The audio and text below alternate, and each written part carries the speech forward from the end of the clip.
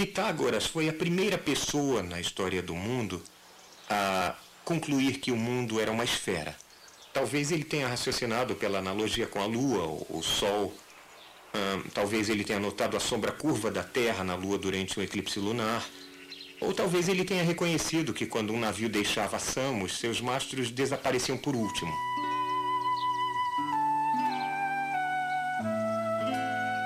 Pitágoras acreditava que uma harmonia matemática sustenta toda a natureza. A tradição moderna da argumentação matemática, essencial em toda a ciência, deve muito a ele. E a noção de que os corpos celestiais se movem de acordo com o tipo de música das esferas também derivou de Pitágoras. Foi ele quem primeiro usou a palavra cosmo para definir um universo bem ordenado e harmonioso, um mundo receptivo ao entendimento humano.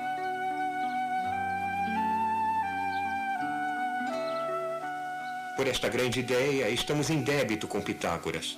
Mas havia ironias e contradições profundas em seus pensamentos.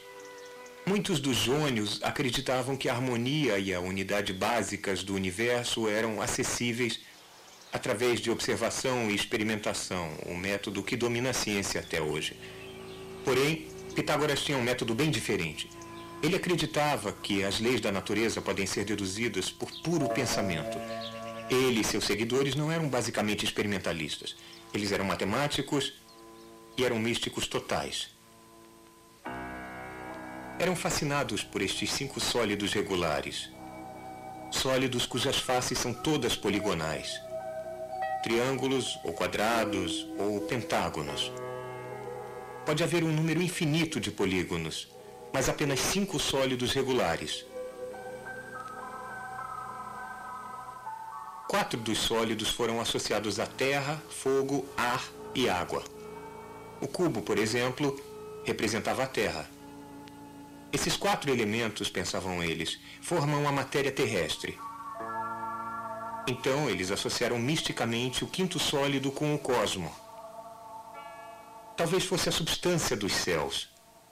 Este 5º sólido foi chamado de dodecaedro. Suas faces são pentágonos, 12 deles.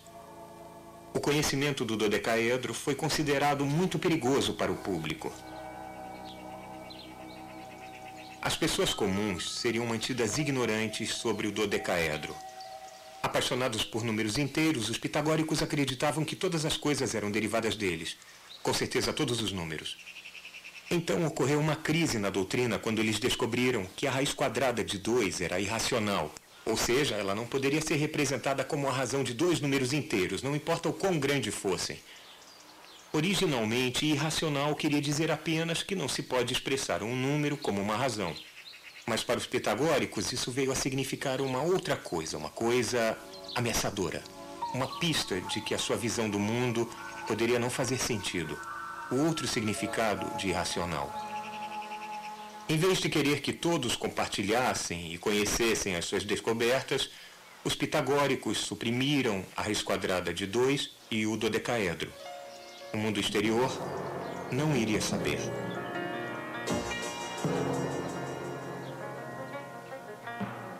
Os pitagóricos tinham descoberto, nas confirmações matemáticas da natureza, uma das 2 ferramentas científicas mais poderosas.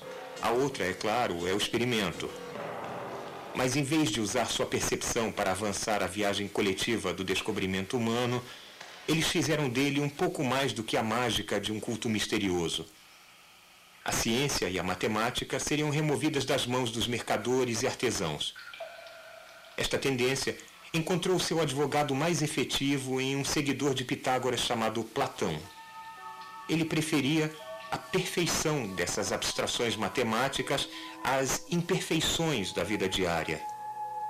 Ele acreditava que ideias eram muito mais reais do que o mundo natural. Ele aconselhou os astrônomos a não perderem tempo observando estrelas e planetas. Era melhor, acreditava ele, apenas pensar neles. Platão expressou hostilidade à observação e ao experimento. Ele pregou desdém pelo mundo real e desprezo para a aplicação prática do conhecimento científico. Os seguidores de Platão foram bem-sucedidos em apagar a luz da ciência e do experimento que tinha sido acesa por Demócrito e os outros jônios.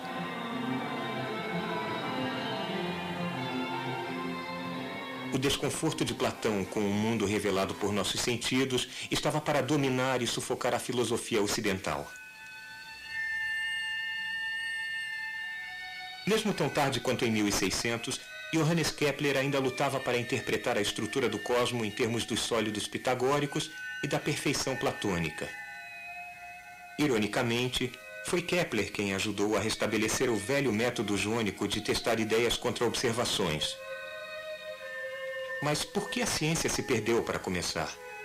Que apelo poderiam os ensinamentos de Pitágoras e Platão ter para seus contemporâneos? Eles proviam, acredito eu, uma justificativa intelectualmente respeitável para uma ordem social corrupta.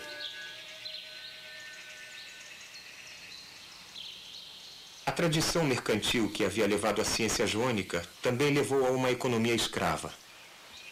Uma pessoa poderia ficar mais rica se possuísse muitos escravos. Atenas, na época de Platão e Aristóteles, tinha uma vasta população escrava. Todos aqueles bravos atenienses falavam de democracia aplicada para uns poucos privilegiados.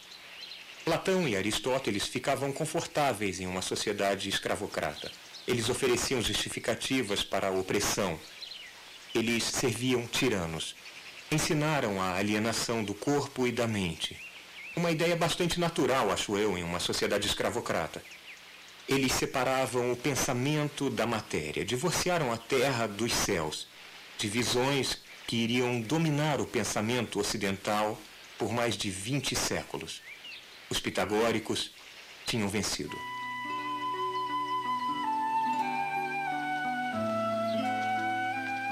No reconhecimento de Pitágoras e Platão de que o cosmo é reconhecível, de que há uma sustentação matemática para a natureza, eles avançaram enormemente a causa da ciência.